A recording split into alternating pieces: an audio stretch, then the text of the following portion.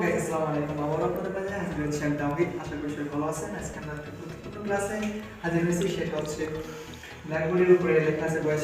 সবাই বুঝে গেছে ভয়েস গুরুত্বপূর্ণ একটা বিষয়। এটা শুধু পরীক্ষার্থীদের জন্য না, ক্লাসের জন্য, পুরো লাইফে চাকরির ক্ষেত্রে যত জায়গায় আছে ভয়েস পাওয়া যায়। ভয়েস একটা গুরুত্বপূর্ণ বিষয়। সো আমরা এখন ভয়েস নিয়ে আলোচনা করবো। তো কথা বাড়িয়ে গুরুত্বপূর্ণ আলোচনা চলে যায়। ভয়েস মানে হচ্ছে বাথরুম। ভয়েস কয় প্রকার? দুই প্রকার। একটা হচ্ছে অ্যাক্টিভ ভয়েস, একটা হচ্ছে প্যাসিভ ভয়েস। লিখি অ্যাক্টিভ ভয়েস, দুই প্যাসিভ ভয়েস। সো আজকে আমরা আলোচনা করব অ্যাক্টিভ ভয়েস থেকে প্যাসিভ ভয়েস কিভাবে করে। সো আমরা সেইটা আলোচনা করব। ভয়েস অনেক রকম আছে।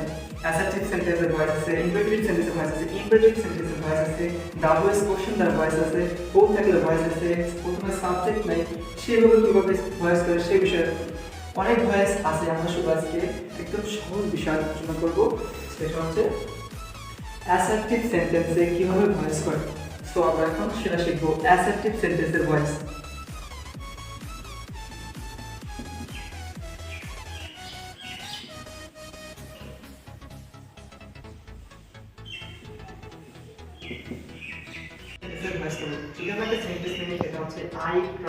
এটাকে ভয়েস করব কিভাবে?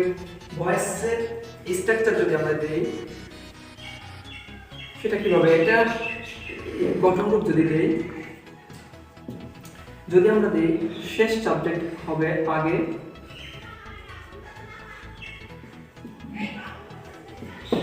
শেষ সাবজেক্ট প্লাস যে টেন্সে থাকে তার পরের টেন্সে অক্সিলারি ভার্ব পারসন অনুযায়ী বসাতে হবে। যেখানে এখানে আছে আর ইফ রাইস, এটা হচ্ছে প্রেজেন্ট ইনডিফিনিট টেন্স। সো সেখানে আমরা যদি দেই আমি যা পারসন অনুযায়ী যে কোনো একটা দিতে হবে। সো সেখানে আমরা দেবো শেষ সাবজেক্ট পরের টেন্সে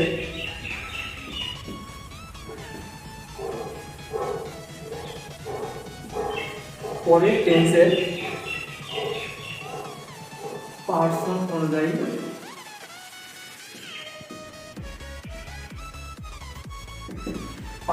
অনুযায়ী auxiliary verb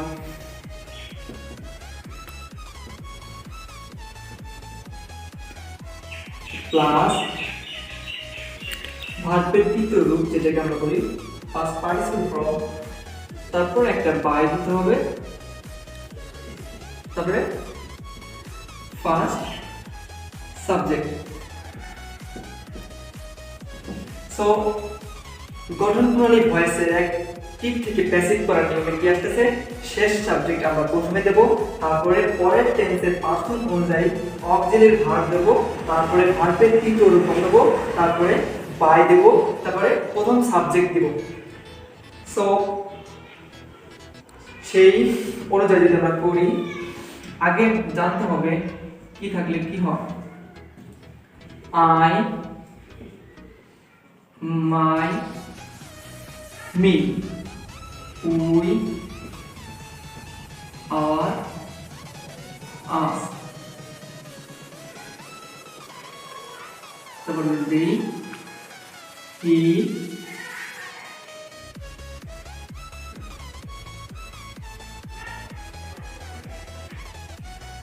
his, him, she, they, her, her।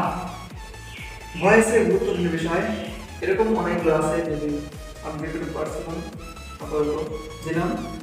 I, my, me একই, we, our, us, he, his, him, she, her, her, এইগুলো ভালোভাবে জানতে হবে।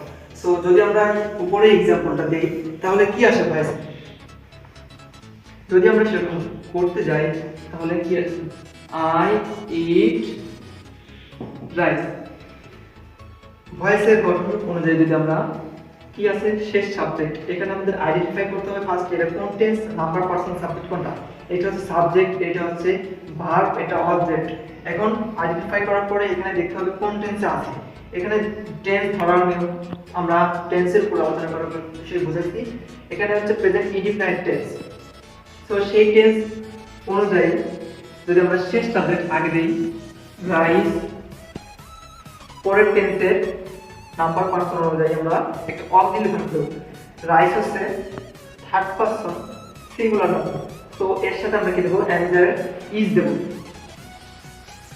রাইস ইজ ভার্বের তৃতীয় রূপ, এখানে যদি ইট আছে ইটের ভিত্তি দেবে ইটেন। তারপরে কি দিয়ে আছে ভিত্তির পরে একটা বাই আছে তারপর আছে প্রথম সাবজেক্ট। তো প্রথম সাবজেক্ট যদি দিই প্রথম সাবজেক্টে অবজেক্ট বানাইতে হবে।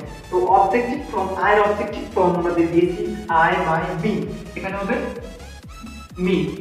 সো আমাদের অ্যান্সারটা হবে আই রাইস, এটা মানে হচ্ছে আমি ভাত খাই। আর প্যাসিভ ভয়েস করার ক্ষেত্রে হচ্ছে rice is eaten by me, আমার দ্বারা ভাত খাওয়া হয়েছে। সো আশা করি সবাই বুঝতে পেরেছো।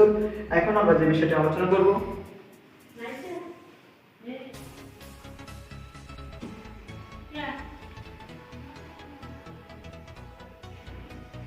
ইন্ট্রোগেটিভ সেন্টেন্স কিভাবে ভয়েস করে।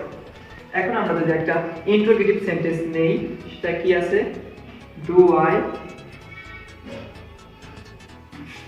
প্লে বল,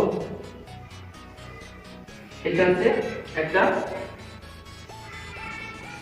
ইন্ট্রোগেটিভ সেন্টেন্স। সো এটা আমরা কিভাবে ভয়েস করব, দেখা যাক কিভাবে ভয়েস করব। যদিও নিয়ম, এটাকে আমরা প্রথমে অ্যাসার্টিভ নিব। অ্যাসার্টিভ নিলে কি আসে আই প্লে বল। এই অ্যাসার্টিভ নিয়ে আসার পরে অ্যাসার্টিভ অনুযায়ী আমরা যদি একটা ভয়েস করি, এটা যদিও প্রেজেন্ট ইনডিফিনাইট টেন্স, তো ওই অনুযায়ী যদি আমরা ভয়েস করি বল নাম্বার পার্সন অনুযায়ী একটা auxiliary verb is. Okay, I play ball যদি আমরা একটা অ্যাসার্টিভ করি সেন্টেন্স থেকে আমরা ভয়েস করব বল ইজ প্লেড বাই মি, এটা ইন্টারোগেটিভ হবে। এখন আমরা যেটা করব অক্সিলারি ভার্বটা আগে নিয়ে আসি। Is ball played by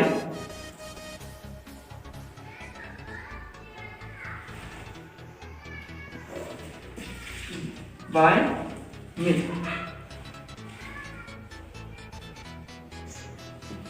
so আশা করি সবাই বুঝতে পারছো কিভাবে ইন্ট্রোগেটিভ সেন্টেন্স থেকে ভয়েস করা যায়। সো আজকের মতো এখানে শেষ করছি। আল্লাহ হাফেজ।